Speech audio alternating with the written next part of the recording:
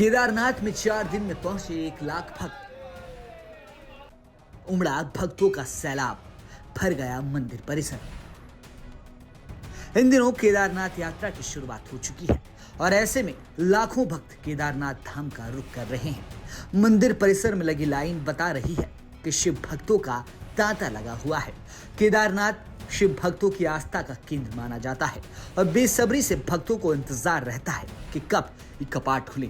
6 महीने बाद केदारनाथ धाम के कपाट 10 मई को विधि विधान से खुले थे और उसके बाद से ही लगातार केदारनाथ धाम में भक्तों का हुजूम देखने को मिल रहा है। अभी तक की बात करें तो 1 लाख से ज्यादा यात्री केदारनाथ धाम में बाबा केदार के दर्शन कर चुके हैं। पैदल मार्गों से लेकर घोड़े खच्चर और हेलीकॉप्टर के माध्यम से भक्त केदारनाथ तक पहुंचते हैं। ऐसे में केदारनाथ धाम का परिसर भरा हुआ नजर आ रहा है।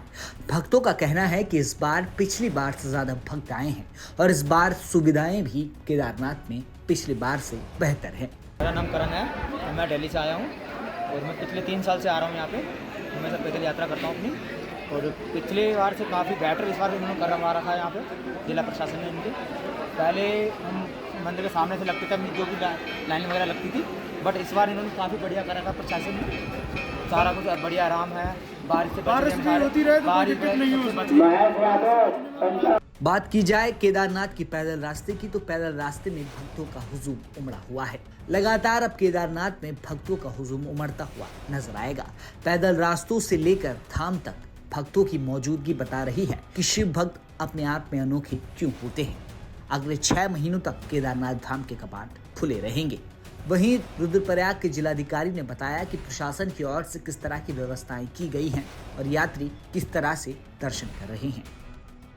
यात्रियों को सुविधा उपलब्ध कराने के लिए अनेक प्रयास किए गए हैं। जैसे मुख्यतः जो पहले सेंट्रल एक्सिस से यात्रा चलती थी, इस बार हमें आस्था पथ के माध्यम से हम यात्रा संचालित करा रहे हैं, जिसमें पूरे यात्रा मार्ग पर रेन शेल्टर्स हैं और यात्री हमारे भीग भी नहीं रहे या धूप से भी बच रहे हैं।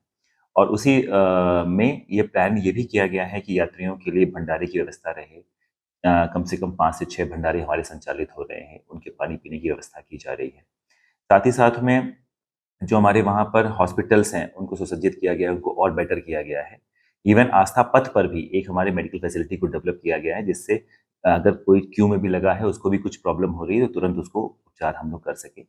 टोकन मैनेजमेंट सिस्टम को स्थापित किया गया है, उसी माध्यम से ये क्रियान्वित किया जा रहा है।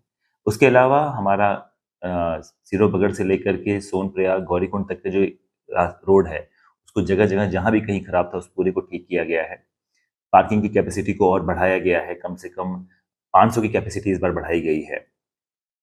और साथ ही साथ में शटल सिस्टम के प्लान किया गया है, उसको ज़्यादा सुदृढ़ीकरण किया गया है। ऐप को विकसित किया गया है जिससे समय पे पता चल सके कि कितनी गाड़ियाँ किसी पार्किंग स्थल में कितनी हैं। साथ ही साथ में हर जगह पे यात्रियों के लिए आरओ के पानी की व्यवस्था की गई है। उसके अलावा खान पान के लिए दुकानें, नई दुकानें खोली गई हैं। लगभग 100-150 के आसपास हमारी दुकानें संचालित हो रही हैं। हाईटेक टॉयलेट्स, मॉड्यूलर टॉयलेट्स रास्ते में लगाए गए हैं। मोर देन 300 हमारे सैनिटरी टॉयलेट्स हमारे पूरे रास्ता मार्ग पर भी हैं। तो इस बार सभी लोग के सहयोग से हमारे वहाँ के व्यापार मंडल अध्यक्ष, व्यापार मंडल के अन्य मेंबर्स, हमारे मीडिया बंधुओं ने जो हमें सुझाव दिए, उसके आधार पर कार्य करने के कारण, साथ ही साथ में वहाँ पे जो हमारे तीर्थ पुरोहित समाज है या हमारे घोड़े खच्चर संचालक हैं या जो भी कोई है, उन सबके साथ में मिलकर के जो उनके आइडिया से जो हमने इस बार प्रयास किया है, इस बार हम यात्रा को और अच्छा आगे लेके जाएंगे। 4 दिनों में उमड़ा भक्तों का सैलाब इस बात की गवाही दे रहा है कि इस बार पुराने सभी रिकॉर्ड टूट जाएंगे। वहीं आपको बता दें कि केदारनाथ यात्रा में लगातार भक्तों का आना जारी है और ऐसे में व्यवस्थाओं का चरमराना भी लाजमी सा है। लेकिन जिला प्रशासन की पूरी कोशिशें हैं कि भक्तों को कोई भी असुविधा न हो।